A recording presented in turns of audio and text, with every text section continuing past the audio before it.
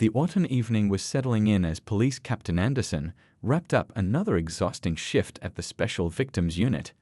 The precinct's fluorescent lights cast long shadows across her desk, which was covered with case files and sticky notes, remnants of a day spent coordinating investigations and mentoring younger officers. She let out a tired sigh as she gathered her personal belongings, her thoughts drifting to the hot shower and warm meal waiting at home. After 15 years on the force, she had learned to leave work at work, but some days were harder than others. Today had been particularly challenging, dealing with a sensitive case involving a domestic violence survivor who finally found the courage to come forward. The captain had spent hours ensuring the victim felt safe and heard, drawing from her own experiences as both a woman and an officer of color. Her dedication to justice and compassion had earned her the respect of both her team and the community she served. Rising through the ranks hadn't been easy. She'd faced countless obstacles and prejudices, but her unwavering commitment to protecting and serving had proven stronger than any barrier placed in her path. As she walked through the parking lot, her heels clicking against the asphalt, she pulled her leather jacket closer against the crisp evening air. Her personal car, a modest sedan, was parked in the far corner. She always left the closest spots for officers working active cases or those rushing to emergencies. It was just one of many small ways she led by example. The drive home would take her through the quiet streets of Oak Ridge, a suburban neighborhood where perfectly manicured lawns stretched out before colonial-style houses.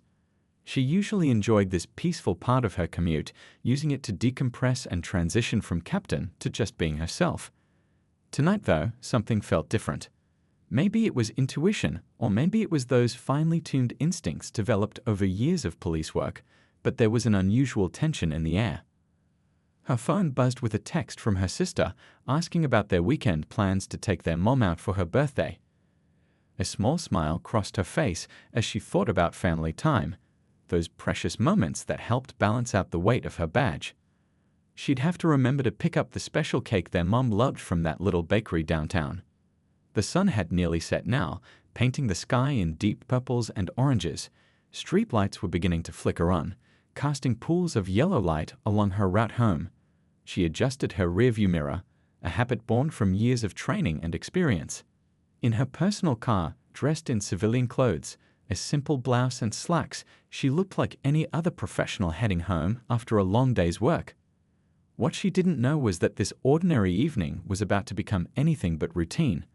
All her years of training, her position of authority, and her extensive experience were about to be tested in a way she never expected. As she signaled to turn onto Maple Street, she had no idea that the next few minutes would not only change her life, but would spark a conversation that would echo through police departments across the country. The captain was about to become part of a story that would challenge the very system she dedicated her life to improving. But for now, she was just thinking about that shower, that meal, and maybe catching up on the latest episode of her favorite cooking show, simple pleasures that were about to be interrupted by an encounter that would remind her why she became an officer in the first place. The patrol car's headlights cut through the growing darkness as Officer Thompson cruised down the suburban streets. He'd been on the force for just 3 years, but already his record showed concerning patterns that his superiors had overlooked. Tonight, his radio remained quiet, typical for a Tuesday evening in this peaceful neighborhood, but his mind was anything but calm. He drummed his fingers against the steering wheel, scanning the streets with an intensity that seemed out of place for such a routine patrol. The last few weeks had been rough for him.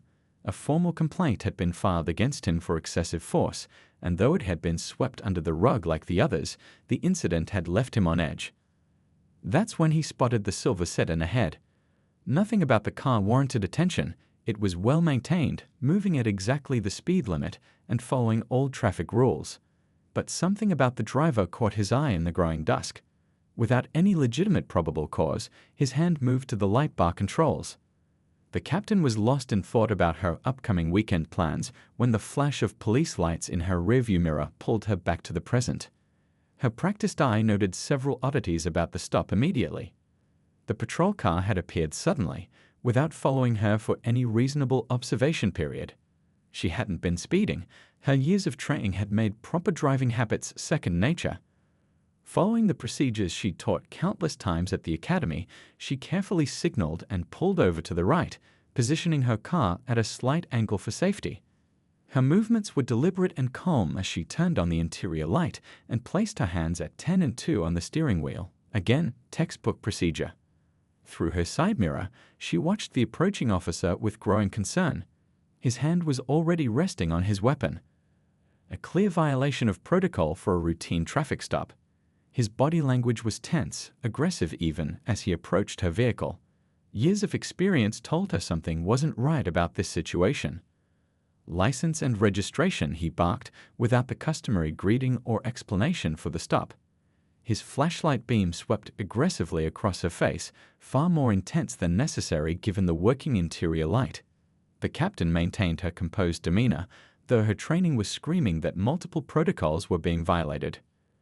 "Good evening, officer," she responded evenly, her voice calm and professional. "May I ask why I'm being pulled over?" It was a reasonable question, one that any citizen had the right to ask. But her simple query seemed to trigger something in the officer. His posture stiffened, and his grip tightened on the flashlight. "I'm the one asking questions here," he snapped, his tone carrying an edge that sent warning signals through her mind. The captain noticed his body camera's indicator light was off. Another red flag. She could feel her heart rate increasing, not from fear, but from the recognition that this situation was rapidly heading in a dangerous direction. She kept her voice steady as she reached, slowly, telegraphing her movements, toward her purse. "Officer, I'm going to reach for my identification now." Even as she followed proper procedure, she could sense his growing agitation. The air felt charged with tension, like the moments before a storm breaks. Other cars occasionally passed by, their headlights briefly illuminating the scene. Each flash revealed more details that troubled her trained eye. The officer's name tag was partially obscured, his uniform wasn't properly maintained, and his overall demeanor violated nearly every de-escalation protocol she helped implement at the academy.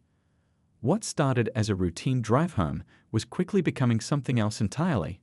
In the next few moments, the captain would need to make crucial decisions that would impact not only her safety, but potentially the future of law enforcement in their community. As she carefully retrieved her ID, she began mentally documenting every detail of this encounter, knowing that what happened next would matter more than she could imagine. Time seemed to slow down as the captain held out her driver's license and police identification. The beam of the flashlight remained fixed on her face, deliberately avoiding her extended credentials. She could feel the weight of 15 years of law enforcement experience in her hand, but right now, that gold badge felt as light as paper against the darkness surrounding her car. "Step out of the vehicle," the officer demanded, his voice carrying an edge that cut through the quiet suburban night. He hadn't even glanced at her identification, another glaring violation of standard procedure. The captain knew this moment was pivotal. Every decision in the next few minutes would carry consequences far beyond this street corner. "Officer," she began, maintaining a calm, professional tone, "I'm happy to comply, but I need to understand the reason for this stop." Her words were measured, chosen carefully from years of training others in de-escalation techniques. Through her open window, she could smell the remnants of the day's rain on the pavement, hear the distant sound of a dog barking. Ordinary things that now felt surreal against the mounting tension. His response came quick and harsh. "I said, get out of the car." His hand moved from his flashlight to his belt, fingers drumming against his holster, a threatening gesture that made her stomach tighten. The captain had taught countless classes on proper traffic stop procedures, and this officer was breaking nearly every rule in the book. As she carefully unbuckled her seatbelt, she noticed movement in the houses across the street. Curtains twitched, foams appeared in windows, the neighborhood was waking up to the unfolding scene. The street's yellow lamplight cast long shadows across the patrol car's hood, creating an almost theatrical backdrop to this increasingly dangerous situation. "I want to cooperate fully," she said, keeping her voice steady as she slowly opened her car door. "But I also have the right to know why I'm being detained." She moved with deliberate care, one hand visible at all times, just as she'd instructed countless rookies during their training. The irony of following her own teachings in this reversed situation wasn't lost on her. A couple had emerged onto their front porch across the street, their presence both a comfort and a concern. More witnesses meant more safety, but also meant this situation could escalate in ways that could put civilians at risk. The captain could see their phones raised, recording devices catching every moment of this encounter. The officer's next moves betrayed his growing agitation. He stepped too close, violating the safe distance protocol. His breathing was rapid, visible in the cool night air. Signs of emotional escalation she'd warned her trainees about countless times. The street felt like a powder keg, with his unpredictability providing the spark. "Hands where I can see them," he barked, though her hands were already clearly visible. His commands were becoming redundant, overlapping. Another warning sign she recognized from years of training. Behind him, more lights were coming on in nearby houses. The quiet neighborhood was becoming an unwitting audience to this display of power gone wrong. The captain caught a glimpse of his nameplate in the streetlight. It was deliberately obscured by a fold in his uniform shirt. Another violation. She filed away every detail, every procedural breach, even as she complied with his increasingly aggressive commands. Her mind raced through protocols, regulations, and training scenarios, but none had prepared her for being on this end of such a blatant abuse of power. Through the growing tension, she maintained her professional demeanor, though inside, a storm of emotions fought for control. Frustration at the officer's misconduct, concern for the watching neighbor's safety, and a deep sadness for what this moment represented. Years of working to improve police-community relations were being undone on this quiet suburban street, one broken protocol at a time. More cars were slowing as they passed, their headlights illuminating brief snapshots of the scene. A black woman in professional attire, hands raised, facing an increasingly aggressive officer who seemed oblivious to the fact that his actions were being documented by a growing number of witnesses. The stage was set for what would become a defining moment in both their careers, though only one of them knew it yet. The evening air grew heavier with tension as the captain stood beside her car, hands visible, body language non-threatening. Her police credentials still lay untouched on the driver's seat, the gold badge catching glimpses of streetlight through the open door. The growing crowd of onlookers had created an impromptu audience, their phone cameras capturing every moment of this rapidly deteriorating situation. "Turn around," the officer commanded, his voice cracking with an edge of something that sounded like barely controlled panic. The captain began to turn slowly, her mind racing through years of training scenarios, but this time she was on the other side of the equation. "I need to inform you," she began carefully, "that I'm a police cap." Before she could finish her sentence, the officer grabbed her arm, yanking it behind her back with unnecessary force. The captain's training kicked in automatically. She kept her body loose to avoid injury, even as she was slammed against her car's trunk. The impact knocked the wind from her lungs, but she remained conscious of the watching neighbors, knowing this moment could easily spiral into something far worse. "Stop resisting," the officer shouted, though she wasn't resisting at all. His words seemed more for the audience than reality, a performance she'd seen too many times in complaint reviews. The cold metal of handcuffs bit into one wrist as he fumbled with the other cuff. Across the street, she could hear gasps and murmurs from the gathering crowd. "Officer," she managed to say, her voice steady despite the pressure on her back, "if you check my credentials." The cuffs clicked tighter, cutting off her words.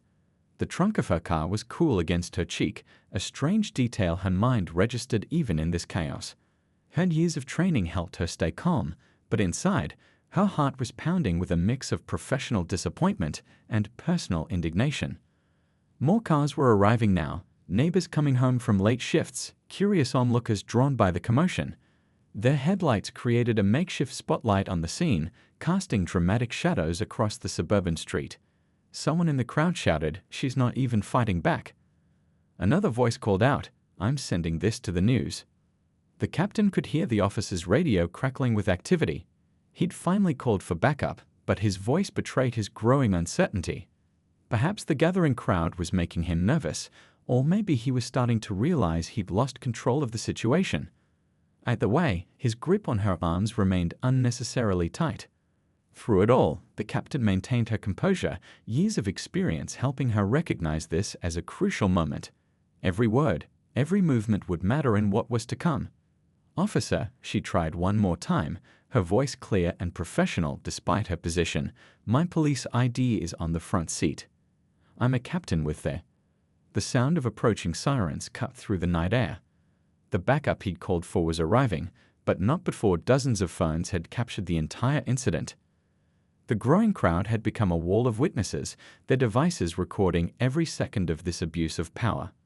Some were already streaming live to social media, ensuring that what happened here couldn't be buried in paperwork or dismissed as a misunderstanding. The first backup unit's lights painted the scene in alternating red and blue, illuminating the shocking tableau. A well-dressed black woman, clearly not resisting, pinned against her car by an increasingly agitated officer who hadn't even bothered to check her identification. The arriving officers would find a scene very different from what they might have expected based on the radio call. In those final moments before backup arrived, as the captain remained perfectly still despite the discomfort, she thought about all the training sessions she'd led, all the reforms she'd pushed for, all the times she'd assured community members that things were getting better.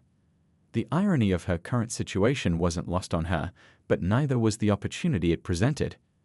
This incident, painful as it was, would prove to be the evidence she'd needed to push for real change. The wail of sirens filled the suburban street as 3 police cruisers pulled up to the scene, their emergency lights casting wild patterns across the faces of the gathered crowd.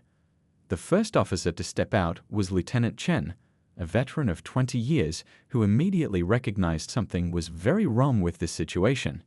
His experienced eyes took in the growing number of witnesses, their phones raised like silent witnesses to the unfolding drama. "What's the situation here?" Chen called out, his voice carrying the natural authority of someone used to taking charge. The officer who had made the stop was still holding the captain against her car, his body language showing increasing signs of stress as he realized more senior officers were arriving. "Routine traffic stop, subject was uncooperative," the officer replied, but his voice wavered with uncertainty. The gathered neighbors immediately erupted in protest, several voices crying out at once. "That's a lie. She was completely cooperative. Check her ID, it's right there in the car." Lieutenant Chen approached carefully, noting the professional attire of the detained woman, the well-maintained vehicle, and most importantly, the gold badge and ID clearly visible through the open car door. His heart nearly stopped when he got close enough to recognize the woman being held against the car. "Dear God," he muttered, then raised his voice. "Release her immediately. That's Captain Anderson from Special Victims." The effect of his words was electric. The officer's hands jerked away from the handcuffs as if they'd suddenly become hot. The crowd's murmuring grew louder, phones still recording every moment of this dramatic revelation. The captain straightened up slowly, maintaining her dignity despite what had just happened. She rolled her shoulders carefully, working out the stiffness from being held against the car. The officer who had detained her stood frozen, his face draining of color as the full reality of his actions began to sink in. "Someone want to explain to me," the captain said, her voice carrying clearly across the now silent street, "why my credentials were ignored and why my civil rights were violated." Her tone was professional but carried an edge that made several of the watching officers wince. They knew that voice. It was the same one she used in training sessions when discussing serious departmental failures. More senior officers were arriving now, drawn by the radio chatter. Each face showed the same progression: confusion, recognition, and then horror as they realized what had happened. The officer who had made the stop looked increasingly small in his uniform, his earlier aggression replaced by visible dread. "Captain," one of the newly arrived sergeants stepped forward. "I am so sorry. We had no idea." She raised a hand, cutting off his apology. "This isn't about my rank," she stated firmly, making sure her voice carried to the still recording phones. "This is about proper procedure and civil rights. This could have been any citizen." The crowd had grown larger, with some residents stepping off their porches to move closer. They watched as the captain picked up her ID from the car seat, finally displaying the gold badge and credentials that should have been checked within the first moments of the stop. "I want every body camera uploaded immediately," she commanded, seamlessly stepping back into her role of authority. "I want the dash cam footage preserved, and I want contact information for every witness here." Her years of experience took over, ensuring that every piece of evidence would be properly documented. The officer who had detained her stood to the side, looking lost as his fellow officers gave him a wide berth. His career was imploding in real time, his actions caught on dozens of cameras from multiple angles. But the captain's focus wasn't on him, it was on the bigger picture this incident represented. A young rookie officer approached with a notepad, ready to take witness statements. The captain noticed his hands were shaking slightly. "Officer," she said, her voice gentler now, "this is exactly why we emphasize proper procedure in training. Tonight is going to be a lesson for the entire department." As she spoke these words, news vans were already turning onto the street, drawn by the social media buzz and calls from concerned citizens. The incident was about to become much more than a simple traffic stop gone wrong. It would become a catalyst for the changes she'd been pushing for throughout her career. The gathering crowd seemed to sense the significance of the moment, their phones still raised, capturing every word and gesture of this unexpected turning point in their community's history. The next morning, the police station buzzed with unusual activity. News vans lined the street outside, their satellite dishes reaching toward the sky like metal sunflowers. Inside, the Internal Affairs office had never been busier. Computer screens displayed frozen images from body cameras and cell phone videos, each frame telling part of last night's story. The captain sat in her office, reviewing the footage for the third time. Her shoulder still ached slightly where she'd been slammed against the car, but her focus wasn't on her physical discomfort. She was watching the officer's body language, noting every procedural violation, every moment where de-escalation techniques should have been used. "Captain," her assistant knocked gently on the doorframe, "the chief wants to see you." Looking up from her computer screen, she noticed the stack of messages already piling up on her desk. Community leaders, civil rights organizations, and media outlets, all wanting to hear her story. The walk to the chief's office felt different today. Officers who usually greeted her with casual waves now stood straighter, their faces showing a mix of respect and shame.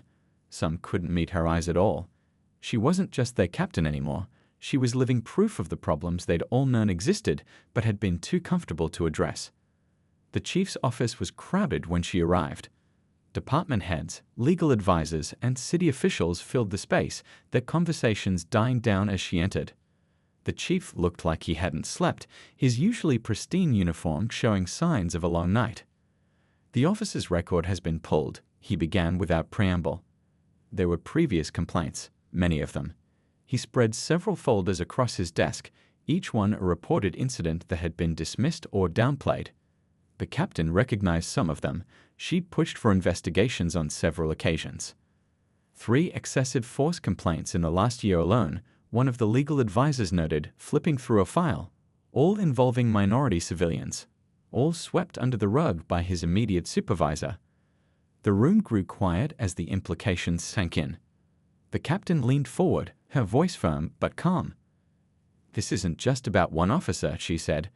"This is about a system that allowed him to believe he could act this way without consequences."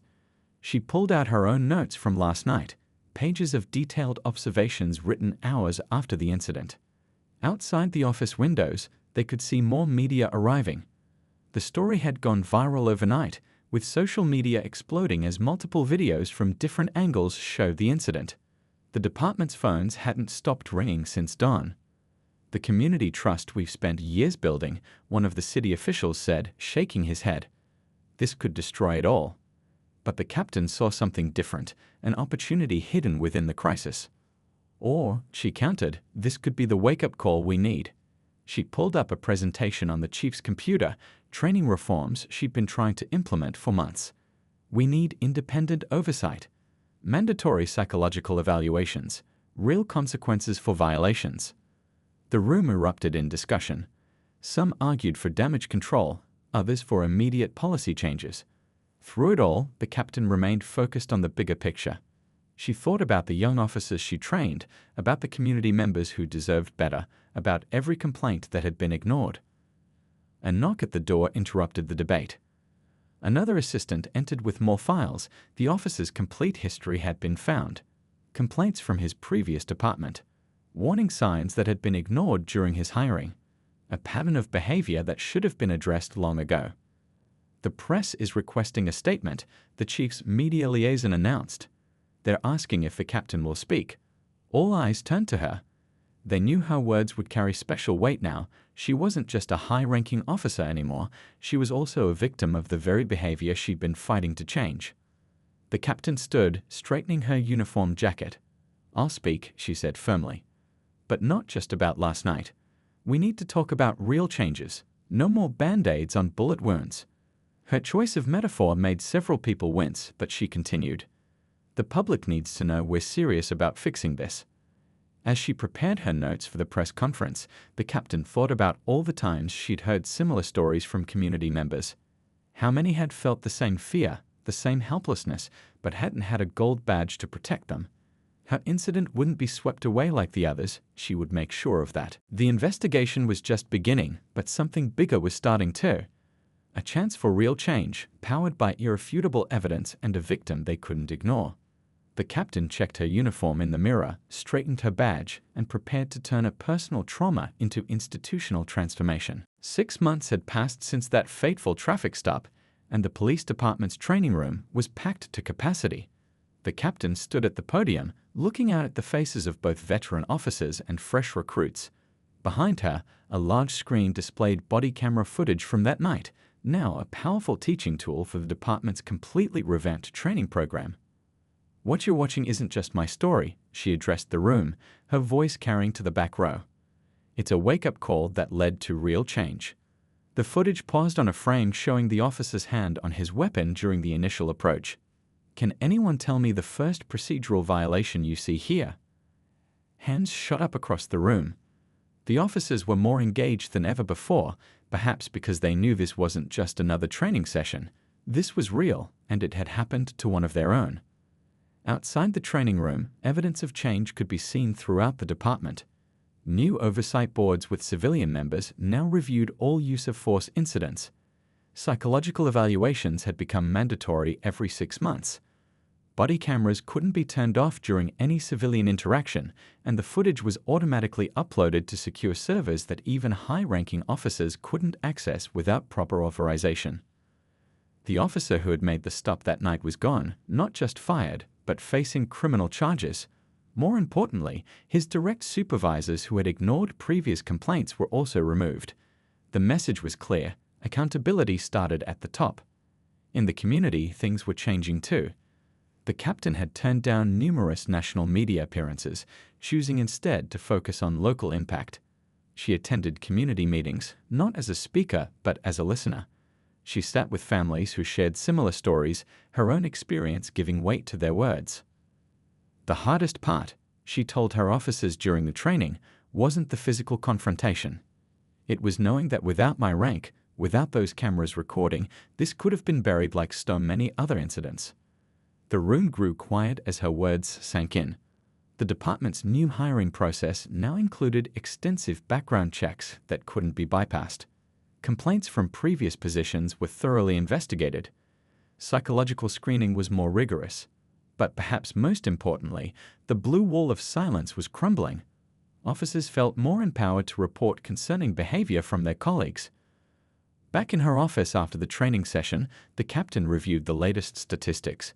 Civilian complaints were down 40%. Use of force incidents had dropped by half. But the number she was most proud of was the increase in community engagement. More people were coming forward to work with the police, not against them. Her phone buzzed with a message. A community center was hosting a dialogue between officers and local youth. They wanted her to facilitate. These events had become regular occurrences, breaking down barriers one conversation at a time. The captain glanced at the framed photo on her wall, a picture from the ceremony where the new oversight board was established. She stood with community leaders, city officials, and fellow officers, all committed to maintaining the changes that had emerged from that dark night.